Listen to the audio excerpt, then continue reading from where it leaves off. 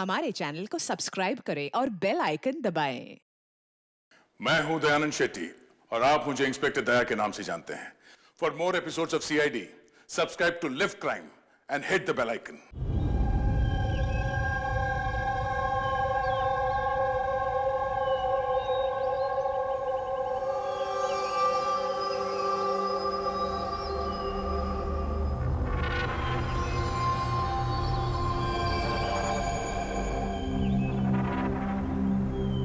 चलो फाइनली ये पल आ ही गया जब मैं आसमान में खुले पंछी की तरह उड़ पाऊं। यस, और तुम्हारी ये उड़ान मैं अपने कैमरा में कैप्चर करूंगी। लेकिन मिस्टर आजाद पंछी, कहीं आसमान में इतनी दूर मत उड़ जाना कि आसमान में गुम ही हो जाओ। डोंट वरी मैडम, वैसे भी अगर रोनी जी आसमान में गायब हो भी गए ना तो वापस तो जमीन भी आना पड़ेगा ना। उड़ान भरने से पहले ही आप नीचे आने की बात कर रहे हो। चलो, हो गई तैयारी? All the best.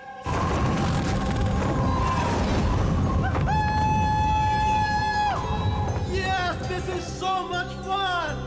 Oh my God! Woohoo! Yes, come on, keep going, keep going. Alia, I love you! Ronnie, I love you too. वाह, लगता है काफी एक्सपीरियंस है इन उड़ान का। Of course, अमेरिका में उसने काफी एडवेंचर स्पोर्ट्स ट्राई किए हैं, पंजी jumping, paragliding and what not. बस इंडिया में कभी कुछ ट्राई नहीं किया था, और अब जब इंडिया में आए ही हैं हॉलिडे के लिए, तो क्यों ना कुछ ट्राई करें।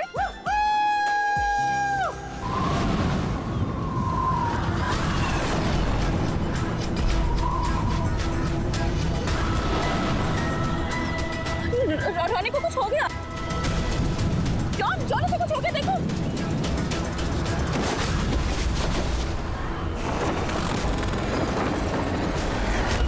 रोनी!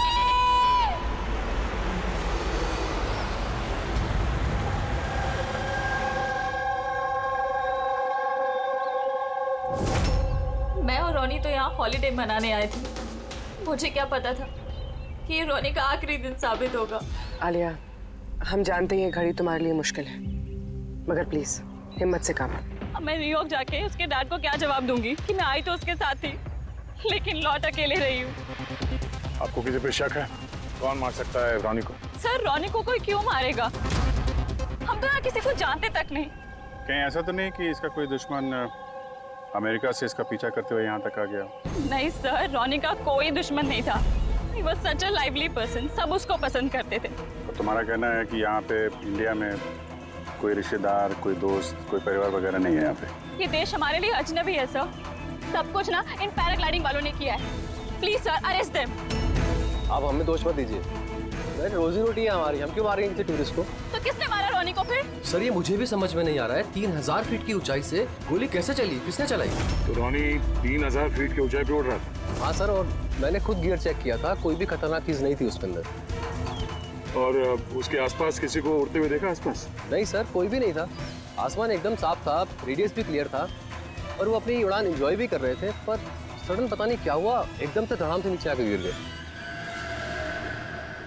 ये जो घाव है ना, तो ऐसा लगता है कि काफी दूर से गोली चली है, शायद किसी राइफल से। हाँ, राइफल ही होगी, क्योंकि जिस हाइट में ये उड़ान भर रहा था वहां से तो कोई शार्प शूटर ही गोली चला सकता है, किसी राइफल से। जॉन, यहाँ आसपास किसी को गन या राइफल के साथ देखा है क्या तुमने?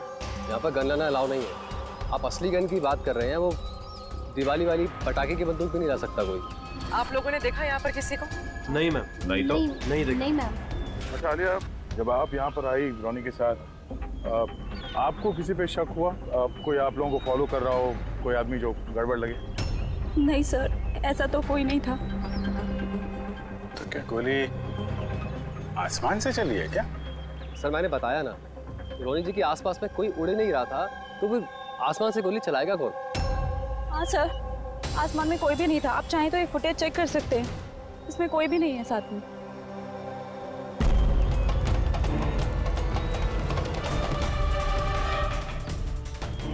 फुटेज में तो रोनी के आसपास दूर दूर तक कोई दिख नहीं रहा। सर, जमीन से नीचे से ऊपर किसी ने गोली नहीं चलाई। ये कह रहे हैं कि जब वो ऊपर उड़ा था तो कोई उसके आसपास नहीं था, तो ऊपर से भी गोली नहीं चला सकता। ये बताइए, ये गोली चली तो चली कहाँ से और किसने चलाई सर। कमाल है यार, इसका कोई दुश्मन नहीं है तो फिर इसको मारने के लिए इतनी प्लानिंग कौन करेगा? एक टेढ़ा केस लग रहा है।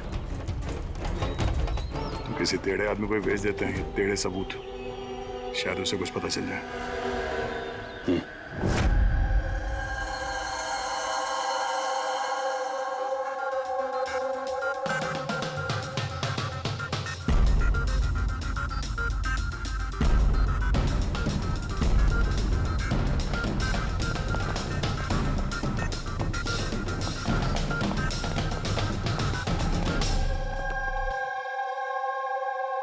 अरे वाह, आज आप दोनों जिस कदर काम में डूबे हुए हो, ऐसा लगता है कि बहुत सारे सुराग देके भेजने वाले हो हमें यहाँ से।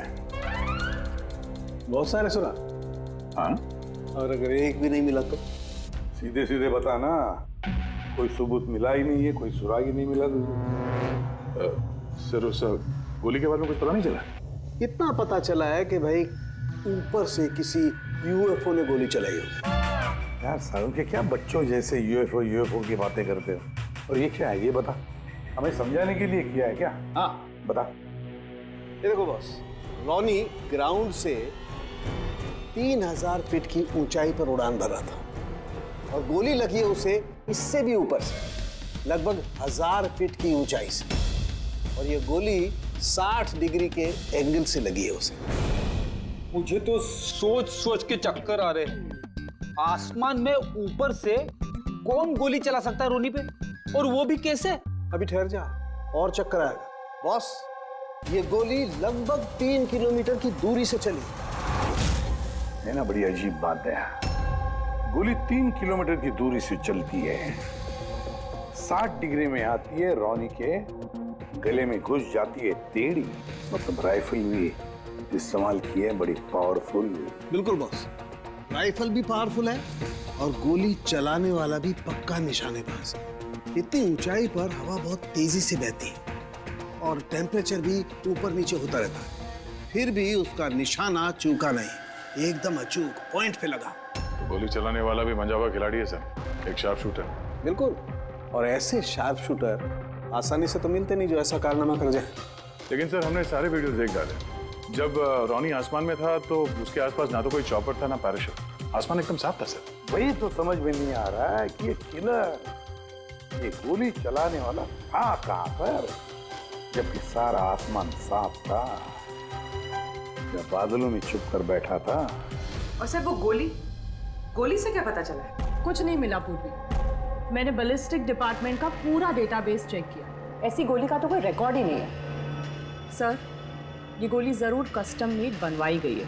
हाँ, अपने हिसाब से बना ली गोली, एक ऐसी गोली जो 3 किलोमीटर से चलती है और बिल्कुल निशाने पे लगती है। और सर अगर ये गोली इतनी जबरदस्त है तो इसकी राइफल भी काफी स्पेशल होगी। हाँ, एक काम करते हैं, ये गोली फायर आर्म्स विंग और बैलिस्टिक डिपार्टमेंट में भेजते हैं, देखते हैं क्या रिपोर्ट आती है। अब ये जो भी कोई है, इतने ऊपर चला गया खून करने के लिए, अब जल्द से जल्द इसे जमीन पर लाते हैं।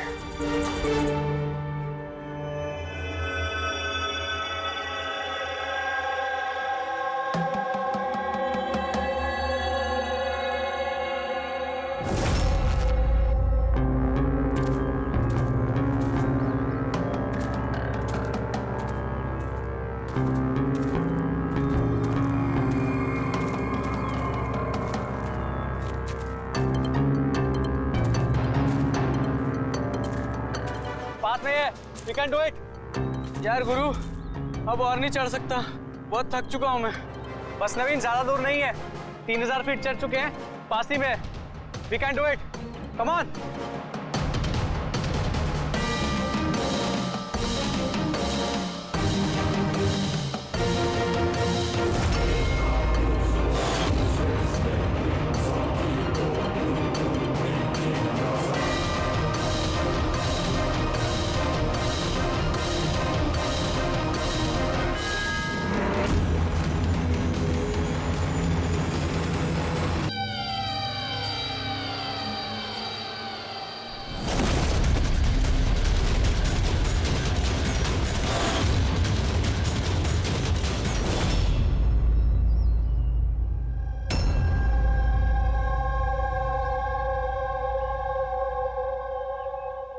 ऐसे लग रहा है जैसे रॉनी के मर्डर की फोटोकॉपी देख रहे हैं।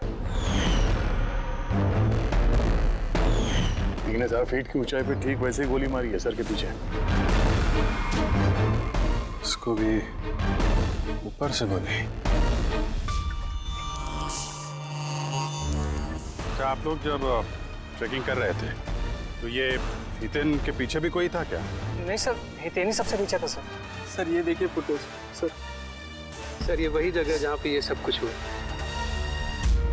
कमाल है। पीछे तो सिर्फ खुला आसमान है, ऐसी कोई जगह दिख ही नहीं रही जहां से गोली चलाई जा सके। फिर इसे गोली कहां से लगी? दोनों केसेस में पता नहीं चल रहा है कि गोली चली कहां से है। सर एकदम सही कह रहे। आसमान से कोई कौवा या कबूतर थोड़ी गोली चलाएगा। ये गोली चली तो चली कहां से? और ये दोनों गोलियां 24 घंटे के अंदर अंदर चली। मुझे लगता है इन दोनों केसेस का आपस में कोई ना कोई कनेक्शन तो है। तो ये हितेन काम क्या करता था? सर वो कॉलेज स्टूडेंट था सर, मुंबई ग्रेजुएशन करने आया था सर। ट्रैकिंग का बहुत शौक था उसको। जी समझ में नहीं आ रहा, कोई एक कॉलेज स्टूडेंट को मारने के लिए इतनी प्लानिंग क्यों करेगा? वही तो, पहले रॉनी और अब ये हितेन। इससे पहले कि आसमान से चलने वाली गोली का कोई तीसरा शिकार हो जाए, इस खूनी तक पहुंचना होगा जल्दी से जल्दी। पिछले 24 घंटों में 2 खून हुए हैं, दोनों जवान बच्चे हैं, और दोनों को मारने का तरीका भी क्या हाई प्रोफाइल। सर दोनों की मौत हुई है एडवेंचर स्पोर्ट्स करते हुए। जमीन से हजारों फीट ऊपर मारा है सर। मगर सर सोचने वाली बात है कि खूनी ने ये एडवेंचर स्पोर्ट वाला समय ही क्यों चुना इनको मारने के लिए? वो तो उन्हें कभी भी मार सकता था। इतनी लंबी प्लानिंग 2 बच्चों को मारने के लिए। सिर्फ प्लानिंग ही लंबी नहीं दया, गन भी लंबी। ये ऐसी। ये कौन सी राइफल है सर? ये है TX-65, रशियन गन है बॉस, लॉन्ग रेंज। ऐसी ही गन से मारा गया हो। सालुंके साहब, क्या इस गन से 3 किलोमीटर दूर निशाना लगाया जा सकता है? हाँ रेडी, शूटिंग रेंज में ट्राई करके देख लिया है, इसकी रेंज 3 किलोमीटर से ऊपर ही है। ऐसी गन तो आर्मी वालों के पास या फिर आतंकवादियों के पास ही मिलेगी। बिल्कुल बॉस, और इसीलिए मुझे लगता है कि ये सिर्फ मर्डर का मामला नहीं है, कोई बहुत बड़ा गुनाह होने वाला है, लार्ज स्केल पर। दया सर, काम करो, दिल्ली में जाओ इंडियन इंटेलिजेंस विंग में, और पता लगाओ कि ये ऐसी गन किसके हाथ लगी थी और कैसे।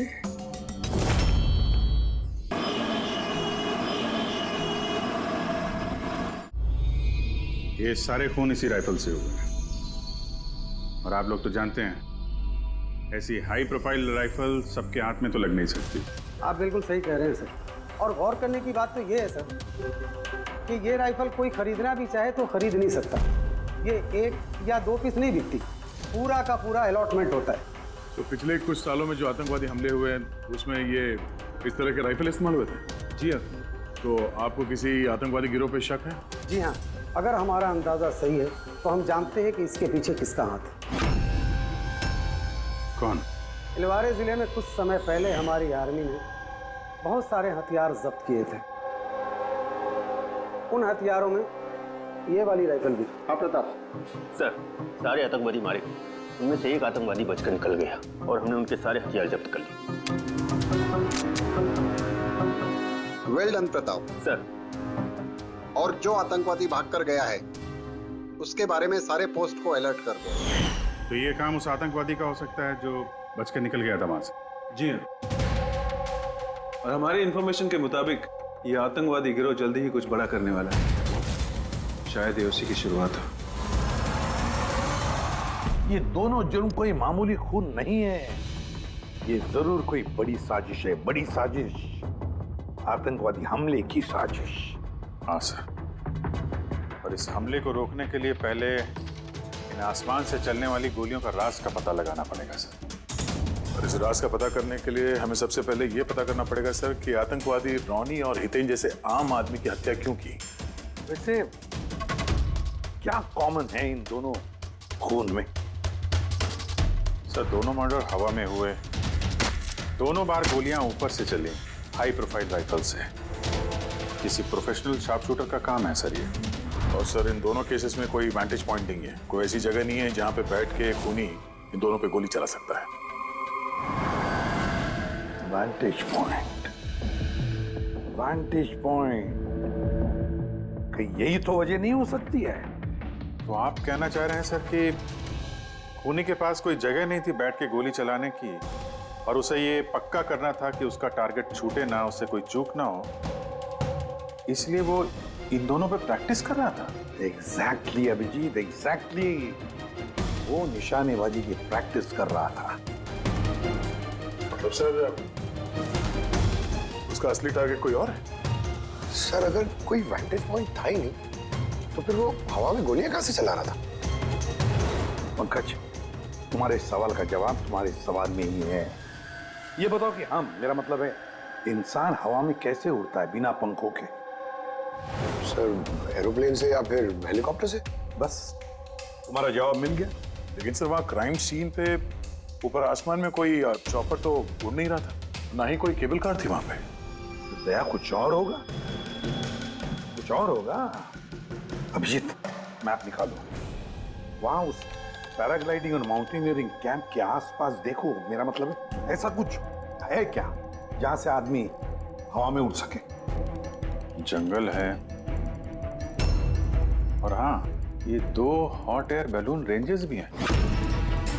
सर देखो तो, जहां पर खून है उसके आसपास कितने रेडियस में है ये? सर ये दोनों 60 किलोमीटर के रेडियस में। तो एक बात तो पक्की हो गई, खूनी वहां पर उस हॉट एयर बलून में बैठा था और वहीं से उसने गोली चलाई 3 किलोमीटर की दूरी पे। सर अगर किसी को हॉट एयर बैलून की सवारी करनी है तो पहले से बुकिंग करनी पड़ती है, कोई ऐसी नहीं जा सकता। कोई बात नहीं, तो वहां उस हॉट एयर बलून रेंज के ऑफिस में जाकर पता लगा कि ऐसा कौन सा टूरिस्ट था जिसने उन 2 दिनों में दोनों हॉट एयर बलून में सवारी की थी।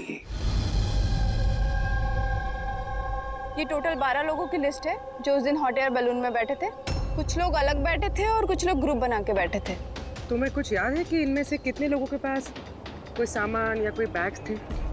या फिर कोई बदमाश जैसा दिख रहा हो? नहीं, बदमाश तो कोई नहीं लग रहा था, लेकिन एक बूढ़ी आंटी थी जिन्होंने बैकपैक रखे हुए थे और वो चश्मा और टोपी भी लगाई हुई थी। हाँ, हम भी हैरान थे कि इस उम्र में ऐसी ट्रैवलिंग का जज्बा। और जब फोटोज खींची जा रही थी तो वो शर्मा रही थी और अपना मुंह छुपा रही थी। ये बुढ़ी आंटी शार्प शूटर, सुनने में थोड़ा अजीब नहीं लग रहा है? हाँ सर, मैं ही पायलट हूँ इधर। 25 फरवरी को कुल मिलाकर सर मैंने 6 लोगों को एयर बैलून की सवारी करवाई थी और 2 लोगों को दिनेश ने सर। अच्छा, तो उनमें से कोई गड़बड़ टाइप का आदमी लगा या जिसके पास कोई सामान वगैरह हो? सर ऐसा तो कोई नहीं था। हाँ, एक बुजुर्ग आदमी था, पता नहीं बात बात पर क्यों चिल्ला रहा था। शायद उसका मूड खराब था या खड़ूस था शायद। उसके हाथ में कुछ सामान था क्या? सामान तो नहीं था। हाँ, बैसाखी लेकर चल रहे थे। बैसाखी लेकर चल रहे थे? तुम लोग की हिम्मत कैसे हुई मेरी तस्वीर लेने की बिना मुझसे पूछे? जरा भी तमीज है कि नहीं है? उड़ाओ उसे, उड़ाओ। अच्छा, फोटो खींचने पे नाराज हो गए? कितनी अजीब बात है ना सर। लोग हॉट एयर बैलून पे रोज रोज तो बैठते नहीं हैं, तो वो खुद ही फोटो खिंचवाना चाहते हैं ताकि वो इस मेमोरी को हमेशा अपने पास रख सकें। और कोई खास बात याद है उनके बारे में? सब पता नहीं बतानी चाहिए या नहीं। नहीं नहीं, बोलो, जो भी याद है खुल के बताओ। उन्हें चलता देख के लग नहीं रहा था कि उन्हें बैसाखी की जरूरत होगी, पर फिर भी उन्होंने बैसाखी पकड़ रखी थी। अच्छा,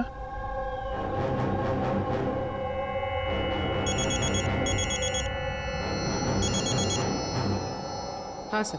हाँ पूर्वी, कुछ मालूम पड़ा? सर यहाँ पर एक बूढ़ी औरत आई थी और उसके हाथ में एक बैकपैक भी था, और हाँ, फोटो खिंचवाने से भी ऐतराज कर रही थी। अच्छा, यहाँ भी एक बूढ़ा आदमी आया था हॉट एयर बलून में बैसाखी लेके, और उसे भी फोटो खिंचवाने से परहेज था। सर कहीं ये बूढ़ा आदमी और ये बूढ़ी औरत एक ही इंसान तो नहीं है? एग्जैक्टली, वही शार्प शूटर। उसके बैग में और इसके बैसाखी में वो राइफल था जिससे ये खून हुए। और सर दोनों दिन ये ऊपर अकेला ही गया होगा, क्योंकि अगर किसी और टूरिस्ट के साथ जाता तो फिर राइफल सेट करने में और निशाना साधने में काफी मुश्किल हो जाते। नहीं पूरी, मुझे लगता है वो अकेला तो नहीं गया होगा। मतलब हॉट एयर बलून चलाना और साथ में ये राइफल भी चलाना, दोनों काम एक साथ करना जरा मुश्किल है। इस हॉट एयर बलून का पायलट भी होगा साथ में। मतलब सर, इस जुर्म में पायलट भी मिले हुए हैं? यस। एक काम करो, उस पायलट को पकड़ो जल्दी। उस दिन उस बूढ़ी औरत को ऊपर बलून में कौन ले गया था? पायलट कौन था? संजीव था।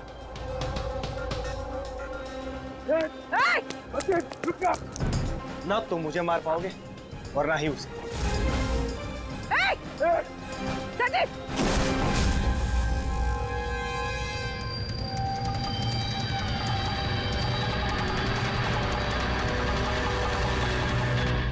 ये तो अपनी जान देने के लिए तैयार था। ये कोई छोटे मोटे मर्डर्स नहीं है पंकज, कोई बहुत बड़ा मिशन है जिसे अगर जल्द से जल्द नहीं रोका गया तो कुछ बहुत बुरा हो सकता है। अच्छा गीता, 24 फरवरी को जो आदमी ग्रुप में नहीं जाना चाहता था, अकेले जाना चाहता था, उसका पायलट कौन था? कौन लेकर? सोलो ट्रैवलर को तो दिनेश लेकर गया था। कमाल है दिनेश, इतनी देर से चुप बैठे हो, कुछ बोल ही नहीं रहे हो। तुम लोग मुझे पकड़ नहीं पाओगे। जब तक हमारे सवालों का जवाब नहीं मिल जाता तुझे जिंदा रहना पड़ेगा। चल। मार लो, जितना मार सकते हो मार लो, मुझे कोई फर्क नहीं पड़ता। वैसे भी तुम्हारे इन कानून के कमजोर थप्पड़ों में इतनी ताकत नहीं है कि मेरी जुर्म की मजबूत हड्डियों को गला सके। समझे? तुम्हारे साथ जोर जबरदस्ती करना होता तो उसके लिए तो 2 मिनट का काम है हमारे लिए, पर बाद में ख्याल आता है तुम्हारे परिवार का, तुम्हारी बहन। अगले महीने उसकी शादी है ना, कैसा लगेगा उसे कि उसकी शादी हो रही है और शादी के वक्त उसका भाई इस दुनिया में नहीं है? हाँ? और तुम्हारी माँ हर महीने खर्चे के लिए पैसे भेजती हो ना, तुम्हारे जाने के बाद कौन ख्याल रखेगा उसका? कभी सोचा है इसके बारे में? हाँ? नहीं? चलो, अब भी मौका है, सरकारी गवाह बन जाओ। वादा करते हैं तुम्हारे जेल जाने के बाद तुम्हारी माँ का ख्याल हम रखेंगे। सच? मतलब पूरा ख्याल रखोगे? पूरा ख्याल? हाँ, तुम्हारी माँ का पूरा ख्याल रखेंगे। तुम बस ये बताओ कि किसके लिए काम करते हो? तुम्हारा बॉस कौन है? बता दो, पक्का बता दो? हाँ बताओ। मैं जिसके लिए काम करता हूं ना, मेरा बॉस है सर, उसका नाम है एसीपी प्रद्युमन।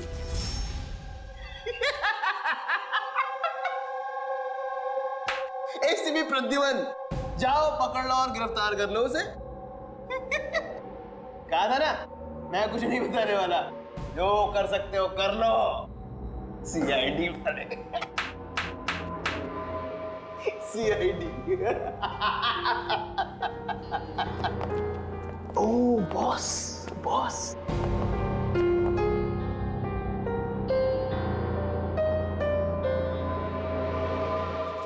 कोई बात नहीं, कुछ मत बताना। अब हम ना तुमसे कुछ पूछेंगे, कुछ बताने के लिए तुम पर जोर जबरदस्ती करेंगे, कुछ नहीं, सिर्फ एक करेंगे, हम तुम्हें सोने नहीं देंगे। सोने नहीं देंगे? वैसे भी मैं अगर जागता रहा तो मैं कुछ बताने नहीं वाला हूं आप लोगों को। कोई जरूरत नहीं, कुछ मत बताओ, पर सोने नहीं देंगे तुम्हें। ओके? यार दया, मैंने तो सुना है कि आदमी खाने पीने के बगैर तो काफी दिनों तक सरवाइव कर सकता है, लेकिन सोए भी ना, कितना तड़पेगा ये बेचारा। बड़ी बुरी मौत मरेगा, मुझसे तो देखा नहीं जाएगा।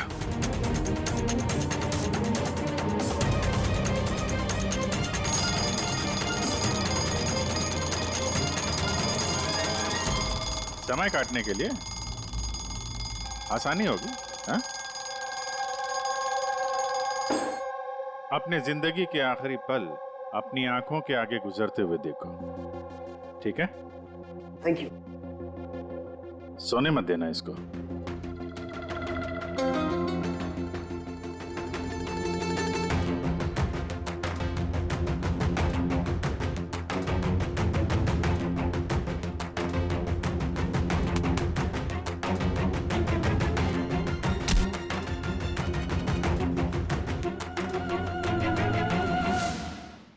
Ready sir.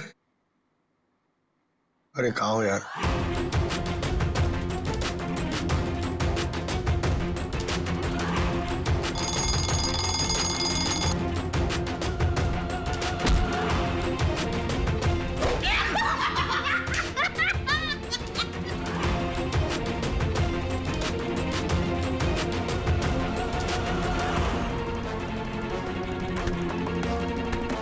जब तक मुंह नहीं खोलेगा सोने का नहीं, समझे?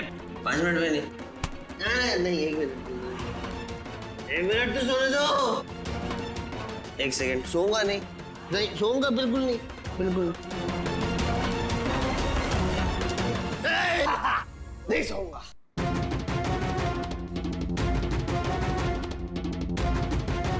बस अब टूटने वाला ही है।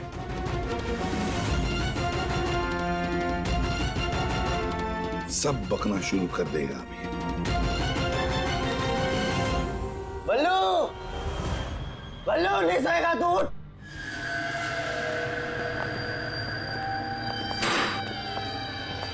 क्या सोना चाहता है? तो सोने देंगे ना भाई, क्या प्रॉब्लम है? चलो हम सोने देंगे तुम्हें। खाली ये बताओ कि तुम्हारे गिरोह का प्लान क्या है? हाँ बता दो। मेरा नाम दिनेश नहीं है। मेरा नाम हाँ मेरा नाम बल्लू है, दिनेश नहीं है मेरा नाम। और मुझे स्पेशली इसी मिशन के लिए तैयार किया गया था। और जो 2 मर्डर हुए थे ना, वो प्रैक्टिस थी। हमारा असली मिशन है उसको मारना। और क्या नाम है उसका? Steve Mulder. स्टीव मल्डर, वो इंटरनेशनल पीस मीडिएटर, शांति दूत जो हमारे देश आया है, दुश्मन देशों के बीचों शांति का करार करवाता है, आतंकवाद बंद करने के लिए। किसी भी हम नहीं चाहते कि आतंकवाद कभी रुके। और स्टीव मल्डर तो मरेगा, तुम लोग कुछ नहीं कर सकते। और तो कर भी लोगे ना, उसको बचा भी लिया ना, और स्टीव मल्डर को खत्म कर देंगे हम। हमारा जो शार्प शूटर है ना, एकदम रेडी। कहाँ मारने वाले हैं और कब? बोल। वो जब कॉन्फ्रेंस में भाषण दे रहा होगा ना, वो सबसे सही वही सबसे सही समय वही सबसे सही समय होगा, क्योंकि उस समय उसके आसपास सिक्योरिटी वाले नहीं होंगे। और जो कॉन्फ्रेंस है ना, ये बिल्डिंग की छत पे है, तो हॉट एयर बैलून पे हमारा शार्प शूटर जाएगा, तो वही गोली मारेगा। कॉन्फ्रेंस 1 घंटे में चालू होने वाला है, अभी जल्द से जल्द पहुंचना होगा। अरे तुम लोग कितनी कोशिश कर लो, नहीं बचा पाओगे उसे। और हाँ, अगर तुम लोगों ने बचा भी दिया ना, तो हम दोबारा प्लान बनाएंगे, दोबारा मार देंगे। कौन मारेगा? कैसा दिखता है वो? अरे मैंने उसकी शक्ल नहीं देखी अभी तक। जब भी आता है भेष बदल के आता है। तुम लोग क्या उसमें पकड़ोगे? हॉस्पिटल ले जाओ जल्दी। सर, क्या हम हॉट एयर बलून रुकवा नहीं सकते जब तक ये कॉन्फ्रेंस पूरी न हो जाए? नहीं फ्रेडी, ये हॉट एयर बलून हम नहीं रुकवाएंगे। अगर आज रोक दिए तो कल दूसरा प्लान करेंगे। आज का प्लान हमें पता है, हम आज ही भिड़ेंगे इनसे।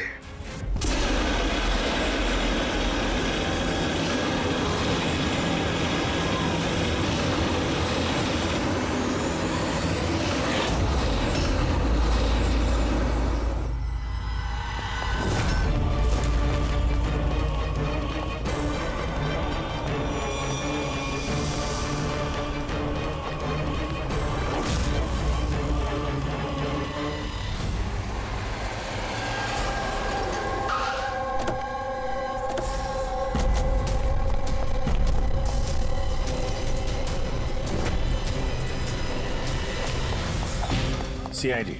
मिस्टर स्टीव मर्डर कहाँ है? ऊपर कॉन्फ्रेंस में। हमें ले चलो उनके पास, जल्दी हरिए।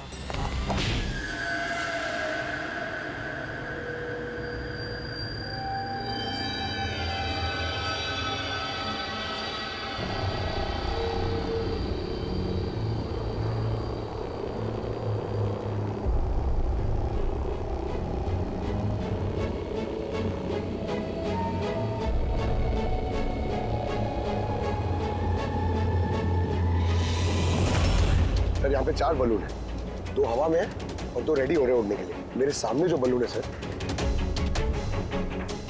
उसमें एक कपल है और वो लड़के के पास एक बैकपैक है। नजर रखो उन पे, कौन कौन आ रहा है, कौन कौन जा रहा है, सब पे ध्यान रखना। ओके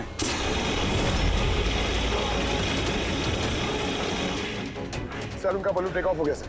हाँ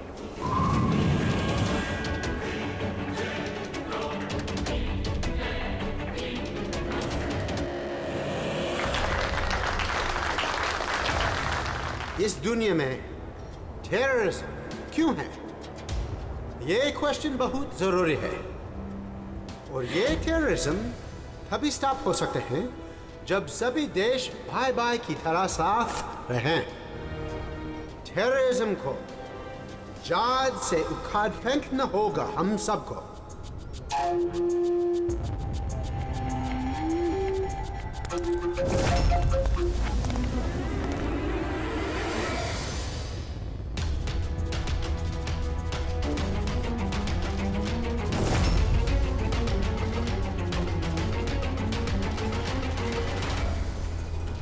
तो म्यूजिशियन है, उड़ने की तैयारी में है। उनके हाथ में गिटार के बैग है। अब ये बताना मुश्किल है कि अंदर गिटार है या गन।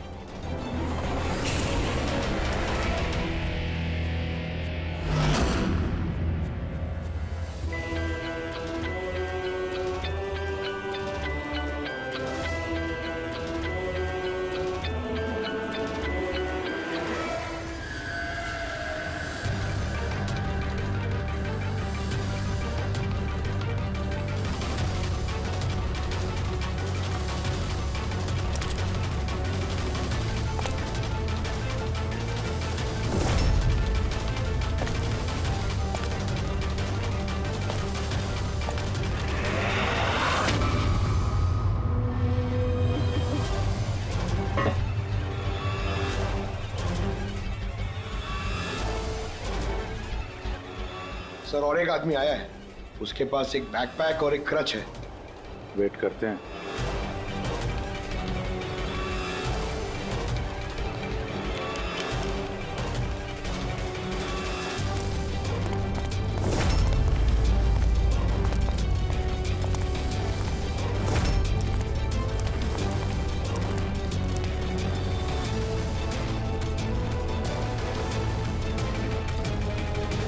सर कैमरा क्रू वाले आए हैं, उनके पास 2 बैग है। Camera crew?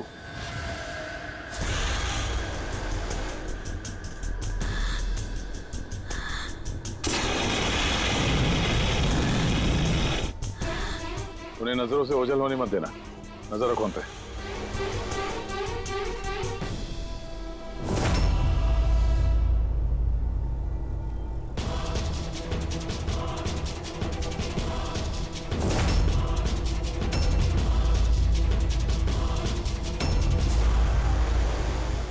यहाँ तो बहुत सारे बलून उड़ रहे हैं। सुसाइड बॉम्बिंग क्या है? कोई खुशी खुशी हो अपनी जान देने को कैसे रेडी हो सकते हैं? जिंदगी अनमोल। Oh no, We need to respect ये सारे बलून? life। और हर देश वो कौन सा बलून होगा जिसकी हमें तलाश है? लगता है भेष बदल के आया है। ये तो शक्ल से कुछ गड़बड़ लग रहा है।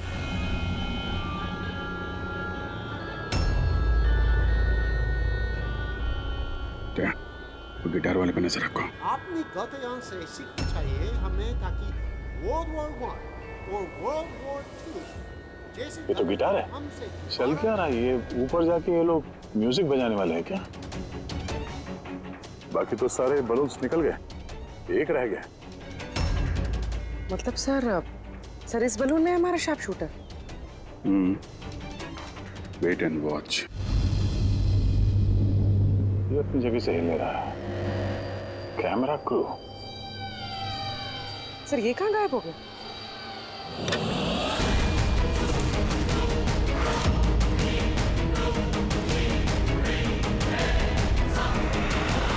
सर इसके पास तो राइफल है, वैसे जैसे साड़ू सर ने बताई थी। अभिजीत,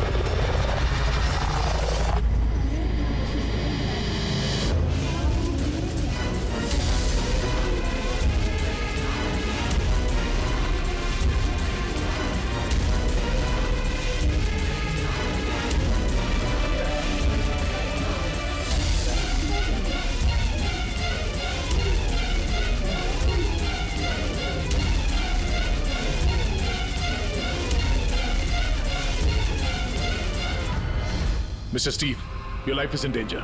आपकी जान को खतरा है। आप क्या करें? We have a plan. Thank you CID. अगर आप लोग आज सही वक्त पे नहीं आते, मैं जिंदा नहीं होता। देखिए, मिस्टर स्टीव, खतरा अभी गया नहीं है। अभी खून ही पकड़ा नहीं गया है, इसलिए बी सेफ है। Be careful. Okay. Freddy, Pankaj, उस बलून पे नजर रखना, आंखों से ओझल होने मत देना। हाँ सर, हम लोग बलून को ट्रैक कर रहे हैं।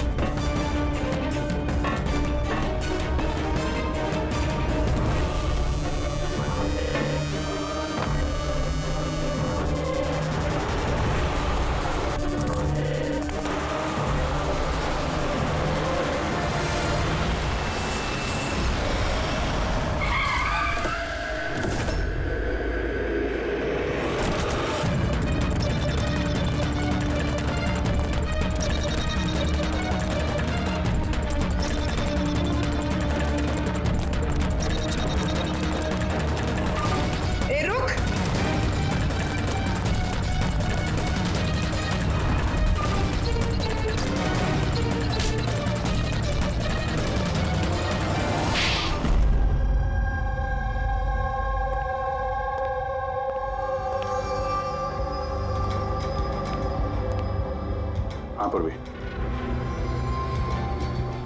Good job, congrats. पकड़ गया killer, mister Abhijeet? Yes, Mr. Steve, we got him. Yes. Well done. Well done. CID बरसों से इस देश की सेवा कर रहे हैं और आज एक बार फिर आपने एक खतरनाक टेररिस्ट को पकड़ लिए हैं। अभी वो पकड़ा क्या है? बहुत जल्द हम उसके पूरे ग्रुप को पकड़ लेंगे। Mister Steve, we are very proud of you. आप जैसे लोगों की दुनिया को जरूरत है, जो आप जैसे साहसी हैं और नेक हो।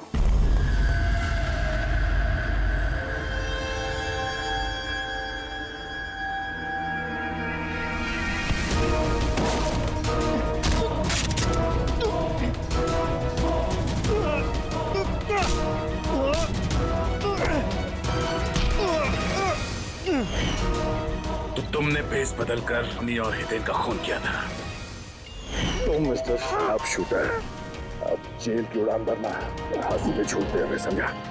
तुम्हें क्या लगता है तुमने मुझे पकड़ लिया तो स्टीव जिंदा बच जाएगा। कभी नहीं। हमारी तादाद इतनी ज्यादा है कि तुम्हारा कानून हमें ढूंढते ढूंढते थक जाएगा, लेकिन हम खत्म नहीं होंगे। खत्म होगा तो तुम्हारे ये देश। एक खटमल हमारे देश पे बुरी नजर डालने वाले आए और चले गए। जानता है हमारे देश को आजाद हुए कितने साल हो गए? 70 साल। और पिछले 70 सालों में हमारे देश के वीरों ने न जाने कितने आतंकवादियों का खात्मा किया है। आज तेरी बारी है, कल तेरे साथियों की बारी होगी। हमारा देश रहेगा और खुशहाल रहेगा। और अगर इस देश से किसी चीज का खात्मा होगा, वो है आतंकवाद। समझा? आतंकवाद।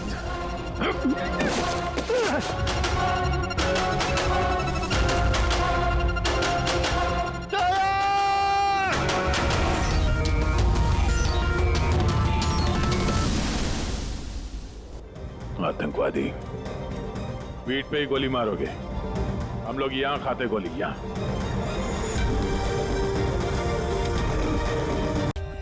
For more updates, subscribe to our channel, click the show links and enjoy watching the videos.